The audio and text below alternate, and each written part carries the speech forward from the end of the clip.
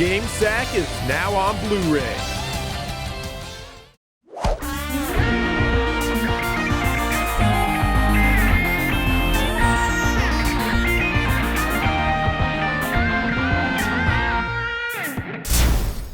Hello and welcome to GameSack. This time around we're taking a look at a publisher known as Renovation. Yes, Renovation Products, that is. And if you haven't heard of them, maybe this little intro will help you out. A little intro. That we're about to play right now. Watch it. Put it up. Joe, put it up. Renovation Products was formed in 1989 to be the U.S. distribution arm of Telenet Japan, who is a very prolific publisher and developer in its home country. Mainly bringing over titles on the Genesis from Telenet, Riot, and Wolf Team, Renovation would occasionally localize games made by other companies like Sega, Data East, or Technosoft. Renovation didn't release any games in Europe, however other publishers would release some of their games there.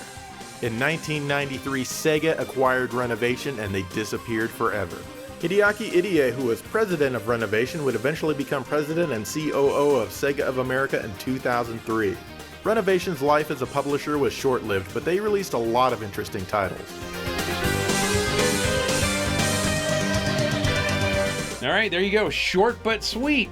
That's Renovation Products for you. Not much to really say about the publisher themselves, but they did release, like I said, a lot of interesting games. To say the least interesting, yes.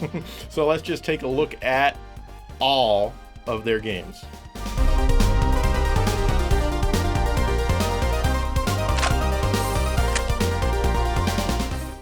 Here's Valis on the Genesis, which was released in December of 1991. You play as Yuko, who's the chosen girl, and it's your job to defend the human world and the dream world from roguelists. You start the game off in your school uniform, and with your sword you take out all the monsters that have already invaded the human world. As the game progresses, you change into a super sexy outfit and fight in the fantasy world. Generally, I like this game a lot. I like that you have an HP and an MP meter. I like that the sword you're carrying can be upgraded 3 times for more power. There's many different swords that you can get in this game, so try them all out and see which one suits your gaming style the best. I also like that your sword can defeat incoming enemy projectiles. This really helps out a lot in certain areas of the game. But I'm not really sure if I like the magic Yuko wields here. It takes a few seconds to perform your magic attack, and all it seems to do is a single hit on your enemies. I like that Yuko can slide and jump really high, and again you'll be using all these abilities as you make your way through the game. The music here is hit and miss. It starts out with this amazing track in the first stage and then kind of varies in quality after that. There's also plenty of pretty graphics with tons of variety for you to feast your eyes upon. If I had to complain about this game, it would be about the control. Firstly, even though Yuko's running on screen, it feels like she's walking. She moves very slowly. Secondly, there's been quite a few times when inputting commands like jump or attack and it doesn't seem to register. This is quite annoying. The game is still very playable, and the good definitely outweighs the bad, so play this game if you can.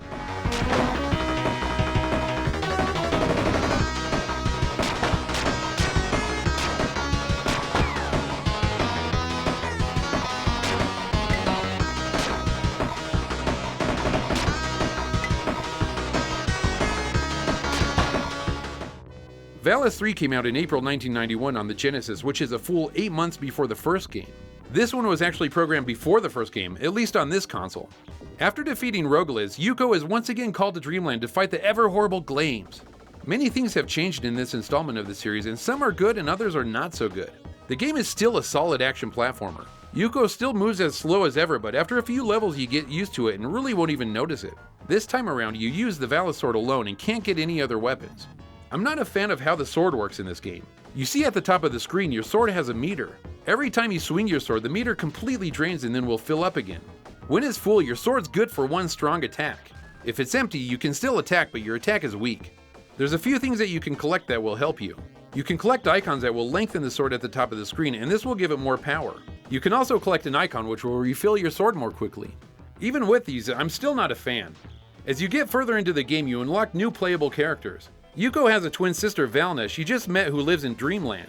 Not the same Dreamland that Kirby lives in, but this is a different one. Valna has a weak attack but strong magic. You also unlock Cham, who was born in the Dark World.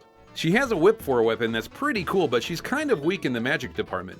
The nice thing is that you can switch between these characters at any time during gameplay. This is one thing that I do like, and you can call on whatever character will work best in certain situations. The game has lots of nice looking levels and a decent soundtrack. Another enjoyable game that doesn't have the control issues of the first and is a solid experience.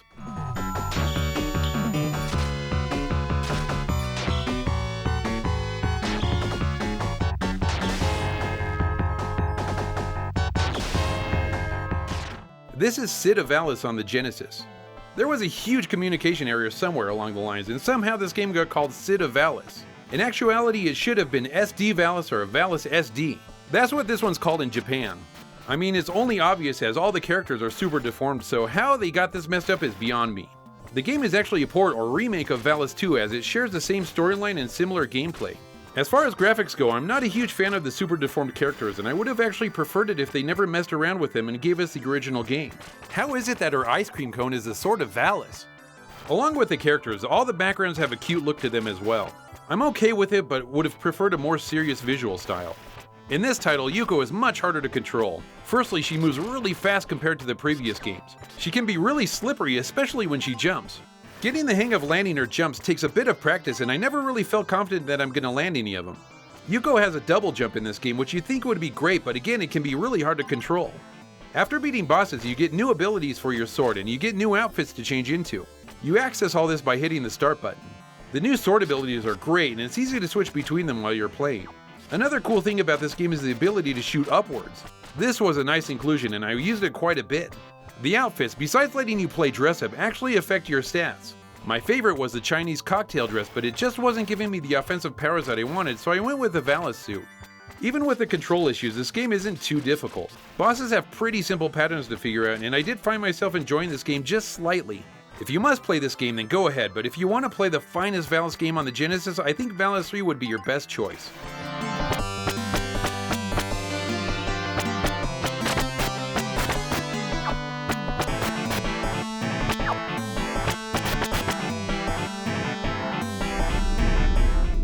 Arcus Odyssey was a pretty early isometric action game on the Genesis. You start out by choosing one of 4 fighters and 2 can play at the same time. Basically, it's an action game with adventure overtones and lots of running around and searching for things. Fortunately, you can move in all 8 directions. You have an inventory screen which is kind of clunky since one button pulls it up and selects an item and a different button makes it go away. And yet another button uses the selected items. The levels can be pretty large, and if you die at a boss fight, you get to redo the entire thing. Fortunately, there's a password feature. The graphics are decent for their time, pretty typical of Wolf Team's quality. I really enjoyed this part of the intro back when I first saw it looks cool. The music is pretty good, though nothing really exceptional.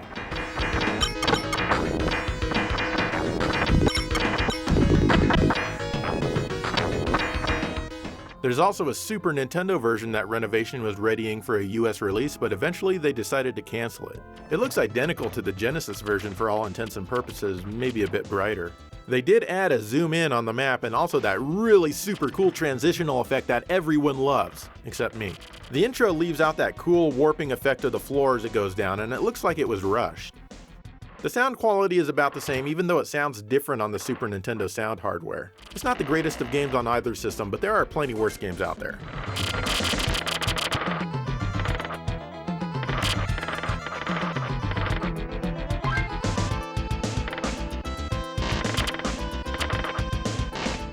Exile is a fun hybrid action-adventure game on the Genesis developed by Riot. It starts out looking and playing like many top-down view RPGs of the time. You have people to talk to and shops to buy stuff from. But the action segments are completely done in a side-scrolling hack-and-slash fashion. You play as Sadler and you're quickly joined by Rumi, Kindi, and Fakil. I'm really not sure why, because in this game you never get to play as any of them. I guess they're just there to be the supporting cast and have someone to talk to in order to advance things along. Fortunately, that means you only need to worry about items, magic, and equipment for yourself and not anyone else. Speaking of items, sometimes you need to heal yourself. Ah crap, nothing in my inventory except this heart poison. Well, I might as well just use it off myself and start over. What? It healed me! Would you expect to be healed by an item called heart poison? God, talk about misleading. The action is a bit quirky at first, as the scrolling tends to be fast and enemies will pop in out of nowhere and hit you as a result. Also, there are unavoidable enemies placed at many doorways throughout the game. What I suggest you do first is level yourself up, which you can easily do on the second screen of the first side view portion. All you need is a bit of time and patience and you'll quickly be at level 5 or so. After that, you'll have no problem on your way solving the mysteries and politics of the land, though the stages themselves can often be quite maze-like. Everything here is average for a third-party title of the time, and that isn't bad at all. It's a fun game to play, but the problem is that you can beat it in 2 or 3 hours easy. It is slightly censored compared to the TurboGrafx CD version, but you're not missing out on a ton, even if it is the inferior version. The story is really confusing, but honestly that's only a problem if you can read. This one's worth checking out.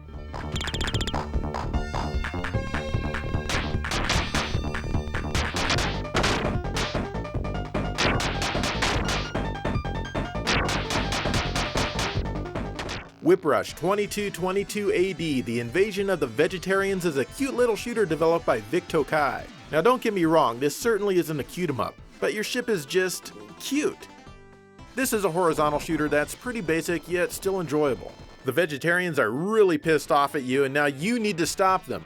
You can collect one of, count 'em, 3 different power-ups from the capsule when you shoot it open. You can also get options for your ship from this thing. These options can be moved around at any time with the C button.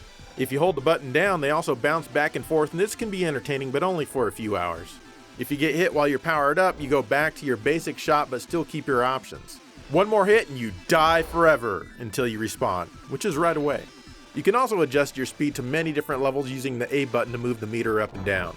The gameplay is pretty good for such an early game, and it was a taste of what we'd be getting a lot of in the first 2 years of the system's life. The graphics are also good for the time, but honestly nothing to get too excited over. The music, however, is really enjoyable, at least it is for me.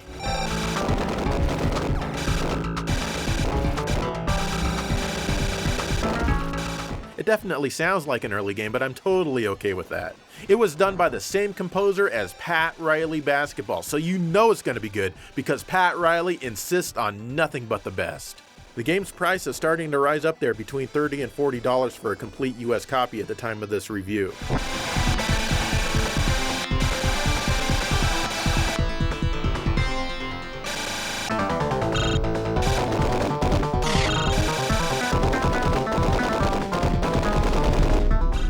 Here's Doomsday Warrior for the Super Nintendo. This was Renovation's only released game on the system and their second to last game released ever. It's a fighting game in the loosest sense. You have 2 fighters squaring off in a fight to the death that will 9 times out of 10 end in your death. You pick from one of 7 fighters and then you get to pick who you want to fight in that battle. That's about the only thing in this game that I liked. There's only 4 buttons used in this game. You have a punch, kick, jump, and a block button. Sounds simple enough and it really isn't hard to remember so few buttons.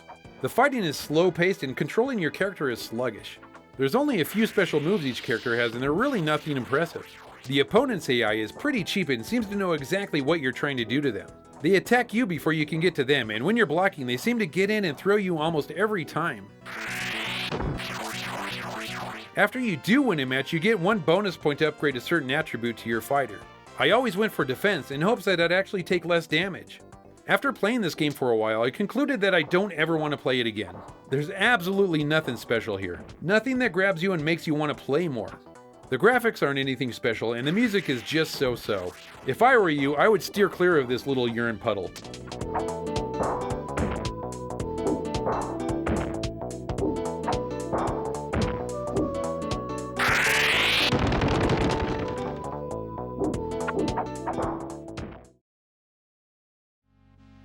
Final Zone is a really early Genesis game from Wolf Team, and it's one of the few isometric games that I don't mind playing. In this game, you take control of a new age power suit or a nap mech. You get sent 100 years into the future where nuclear weapons are banned. Once you get there, you get to fight the same enemies on almost every stage, but some get a palette swap, so of course that means they're different. The goal of each level is to take out a certain number of these enemies. This is displayed at the top of the screen so you know how many are left. Along with the ones that you need to destroy, there's tons of little annoying bots flying around getting in your way. Once you complete the level objective, you get taken to a boss fight.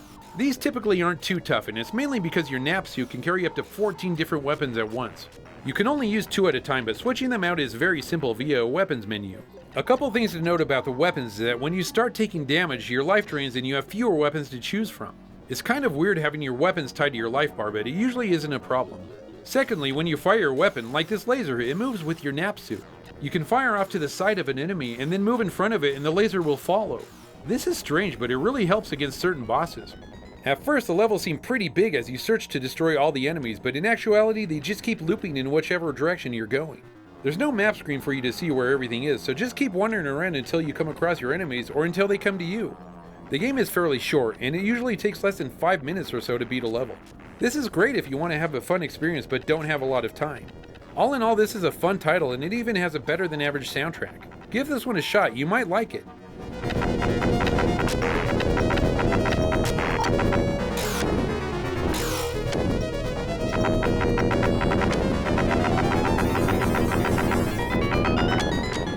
Master of Monsters is a hexagonal turn-based strategy RPG on the Genesis. You choose from one of 5 masters and off you go to conquer your opponents. You can play this game by yourself against a computer, or you can play with up to 4 friends. This would be interesting since a one-on-one game could easily last hours. I think it would be really fun to play with multiple friends, and things could get really heated once the action starts to warm up. You start the game off with your master and you summon all types of creatures and fighters to build up your army. After you summon your fighters, you occupy nearby towers. From these, you can summon more creatures which will bring you closer to your enemy. The amount of monsters that you can summon is the same as the amount of towers you control. Plus, every time you summon a monster, it uses magic points. When you actually get close enough to fight your enemies, battles take place on an animated screen. You have no control over your monster here, and you just watch the battle play out and hope that your monster was the strongest. Moving around the map can be disorienting at times since it's so fidgety when you move your cursor. The game ends when you occupy all other kingdoms or defeat another master, or if you run out of turns to accomplish the first 2 rules. Graphically, the game is okay. Nothing is really impressive going on here except for some parallax in the fighting scenes. However, the music is actually really good. Each master has their own music that plays while it's their turn.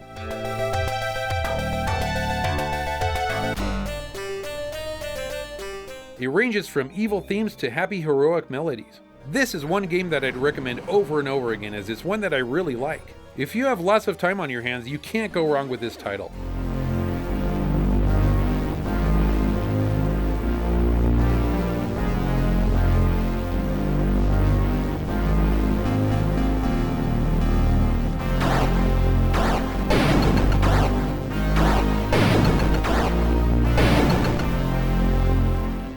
Here's the pinball game Dino Land on the Genesis, developed by Wolf Team. I was really hoping for a great video pinball game when I bought this one back in the day. Sadly, it turned out to be a total bomb. This game is plagued with many problems from control issues to board design, and there's just not much fun to be had here. While the flippers are responsive, the ball physics are completely unrealistic. It has no sense of momentum, so making precise shots on the board is nearly impossible. You expect the ball to roll onto your flipper, but it just kind of flops there and you're robbed of a nice setup shot. A lot of times it actually feels as if the ball has a mind of its own and you're just there to watch. There's 3 boards on this game and each one just feels basic. There's no ramps or real bonus areas for you to aim for. I guess that's a good thing since you can't aim your shot the majority of the time. Each area is lined with creatures, and when you hit them they make a fart noise that at first is kind of funny. After hitting these things constantly, to what effect I don't know, the fart noise becomes quickly annoying. There are boss fights here, but they're a pain in the ass, and if you don't kill the boss within 1 minute, the battle is over and back you go to the main playfield. From here, you slowly build up for another try at the boss.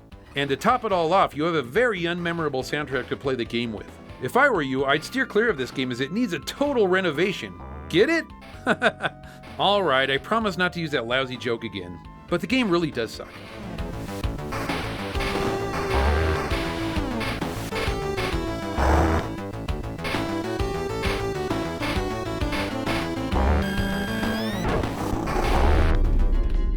Flash is a fun little horizontal shooter for the Genesis. This one's actually a first-party Sega game in Japan, but published by Renovation in the US. The big draw to this one is that you can transform your ship into a robot at any time. Each mode will fire your current weapon in a slightly different way. Also, if you have options, they'll follow you in ship mode but be stable in robot mode. Your hitbox changes as well since the robot is tall and not very wide, whereas the ship is long and short. Long and short? That doesn't even make sense. You know what I mean. Finally, you have a super attack called the Arrow Flash. In ship mode, it fires off a bunch of powerful beams all at the same time. In robot mode, you become engulfed in damaging energy and are temporarily invincible. Be careful though, as you never know when this is going to turn off and you could die as a result. You collect arrow flashes by picking up the A icons. Pick up a blue A icon and you get 3. And you can stock a ton of them. The controls feel pretty smooth, especially after a couple of speed ups. The bosses are all incredibly easy if you're powered up and still not overly difficult if you aren't. Unfortunately, all the power-ups are taken away when you die, but you don't get set back. The graphics are pretty colorful and are not bad at all. But it's important to remember that this came after Thunder Force 3, so it was kind of hard for me to be overly impressed by it at the time. The music's not bad, and there are some standout tracks here and there. This is a middle-of-the-road shooter for the system, but I still think it's worth having.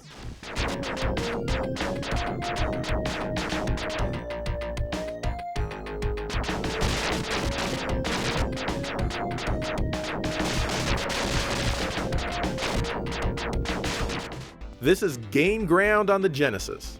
This is a Sega game and they passed up releasing it in the US themselves, so Renovation handled it. We've mentioned this about 100,000 times, so I'll make it as quick as I can. Basically, this is a single screen action game where you have several characters and you either need to kill all of the enemies or get each of your characters to the exit. Along the way you can collect new characters and every character in the game has their own unique types of attack. So you need to get to know each character in order to decide which is the best one to use in different scenarios. If your character gets hit, he or she can be grabbed by the next character and taken to the exit so you can keep using them. Otherwise, you lose them. The enemies throw a lot of arrows and stuff at you. Herein lies my main problem with this game. You can't tell when the arrows can hit you or not. Sometimes they'll fly right over you because they're in the air, and other times you'll get hit. A shadow indicating how far they are off of the ground would have been nice. The graphics get the job done except for the lack of the shadows, and the music is very enjoyable. The game seems extremely simple, slow, and boring at first, but it grows on you, and the next thing you know, hours have passed. I don't like it anywhere near as much as Dave does, but it's still definitely worth checking out and trying for yourself.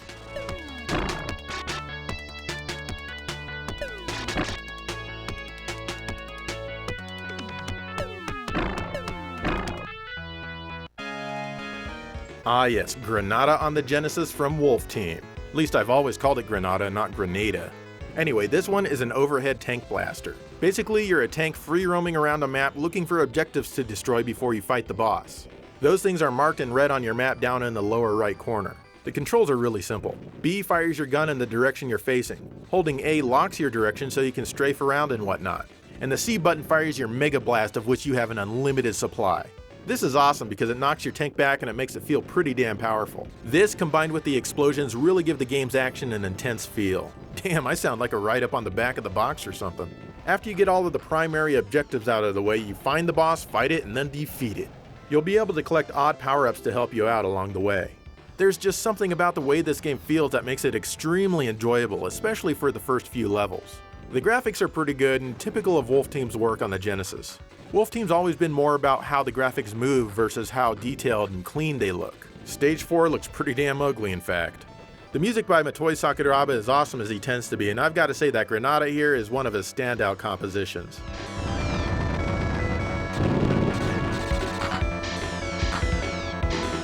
This game should definitely be in your collection if you like overhead free-roaming tank action games with sweet music.